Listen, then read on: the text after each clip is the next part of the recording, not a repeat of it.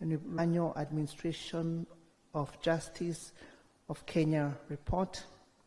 The report has been published by the National Council on the Administration of Justice pursuant to Section 37 of the Judicial Service Act, which requires that the Council shall prepare and submit annual reports on its activities to the Cabinet Secretary for onward transmission to the National Assembly. Your Excellency, the NCAJ was established by statute, that's the Judicial Service Act in 2011, and although the law requires the Council to submit annual reports to the National Assembly, the activities of the justice sector institutions have in the past been captured in the annual State of the Judiciary and Administration of Justice report, or SOJA as we call it. So this is the first time we are publishing a separate report for the NCAJ, following a resolution of the Council that going forward will continue to publish a separate report on the activities of the Council. This is therefore a milestone for the Council, and I wish to take this opportunity to appreciate the Honorable the Chief Justice, the Chair of the Council, for her leadership and foresight that has enabled this achievement. Your Excellency, since inception in 2012, the NCJ has grown from just 2 employees, both seconded by development partners, working out of a small office in the Supreme Court building under the leadership of the Chief of Staff, Office of the Chief Justice, who doubled up as the acting executive director.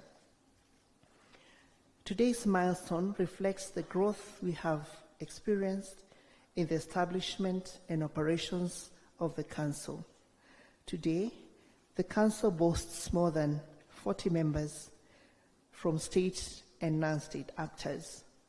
The Secretariat is now headed by a substantive full-time executive director who is supported by a team of 14 staff.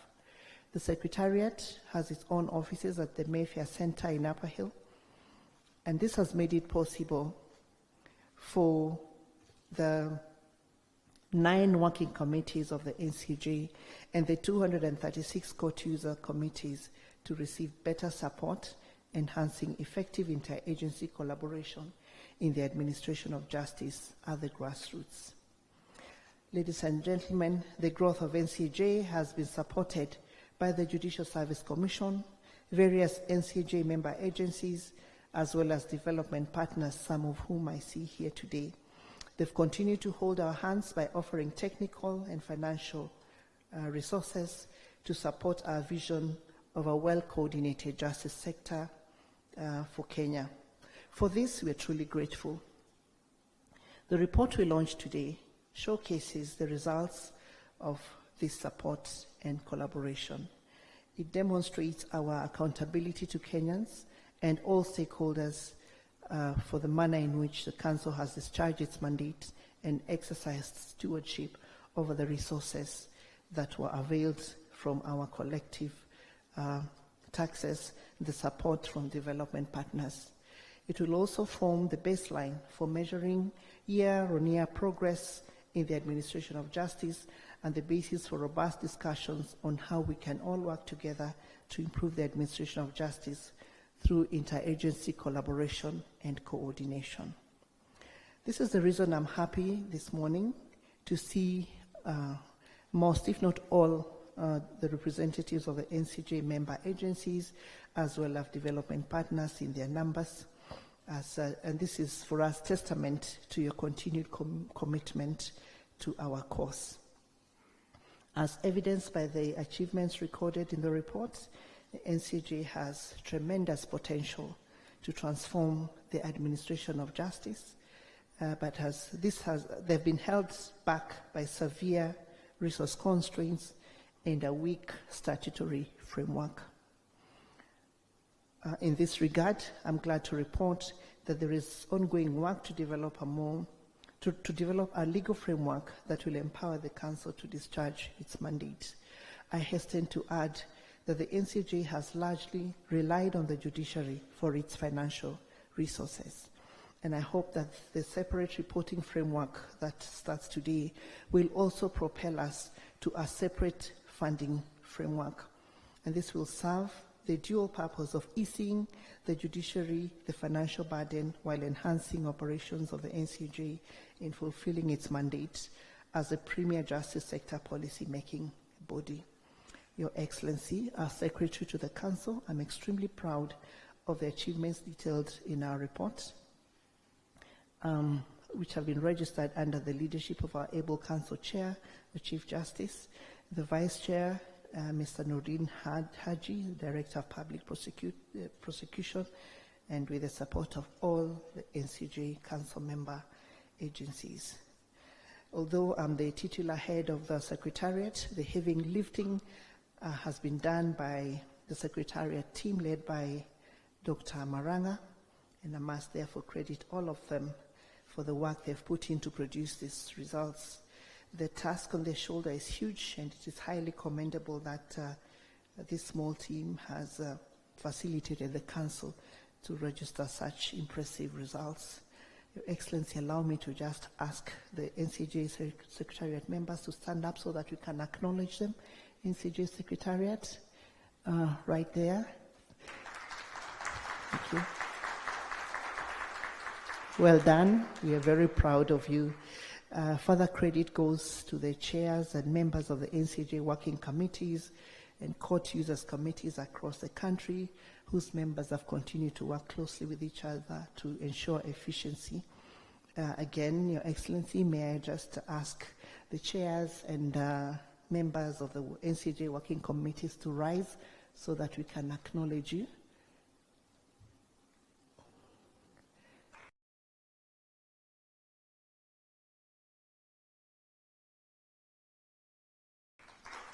Thank you.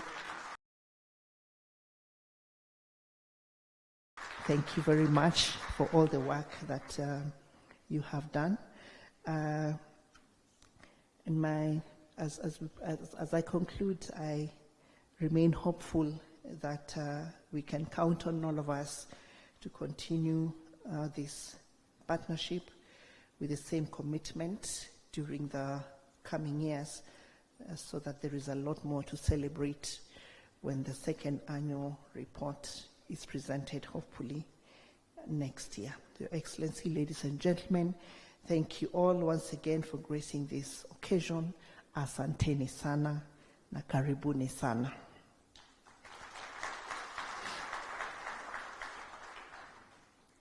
May I now move to the next phase? So I'll ask a few individuals to come forward and make some remarks. I want to invite the first speaker, Her Excellency Olthong, the Ambassador of the Kingdom of Denmark. Your Excellency, Ambassador, please come forward. We appreciate the support that we continue to receive through the IDLO, and this has benefited the NCJ a great deal. Welcome, sir.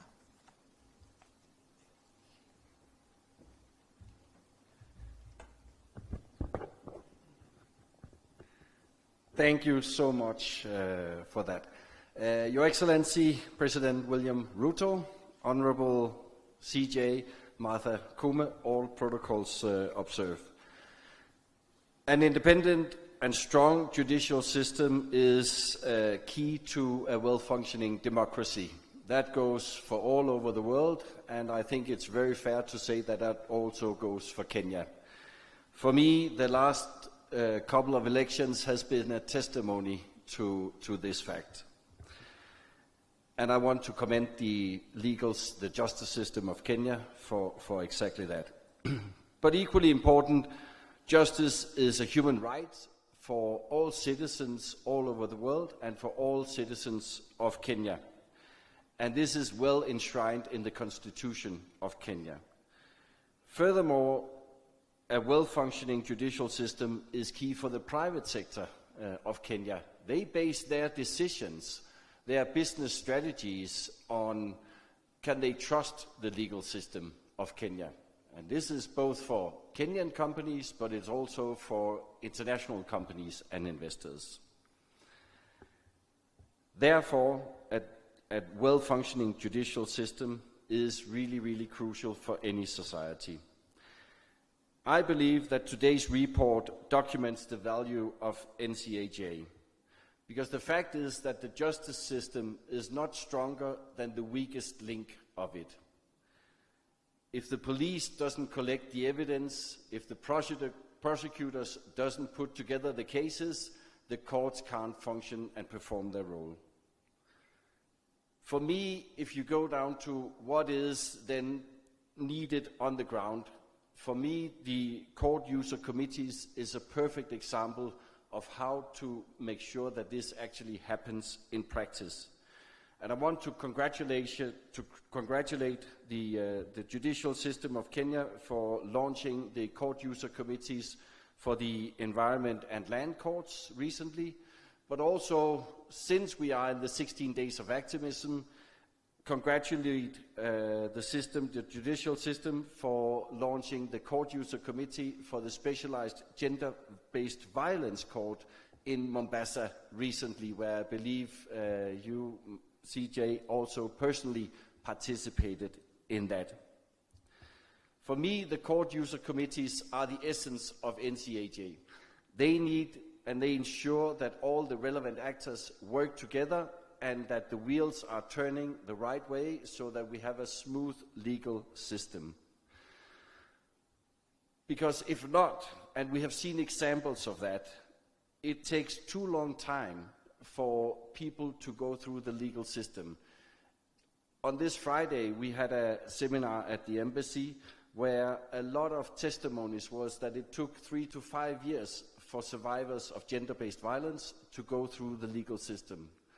And as we all know, delayed justice is justice denied. And furthermore, what often happens is that many of these survivors, they don't even have the energy to go through the legal process because it's too tedious, it's too long, it's too bureaucratic. And again, the court user committees is a very important instrument to make sure that this actually reduces time and bureaucracy around the legal system.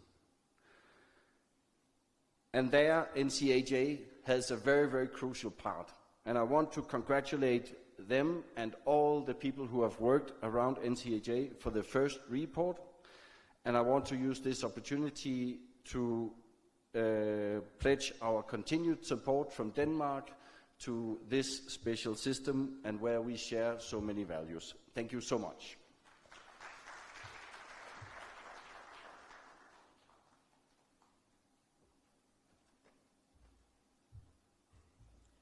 Thank you very much, Ambassador.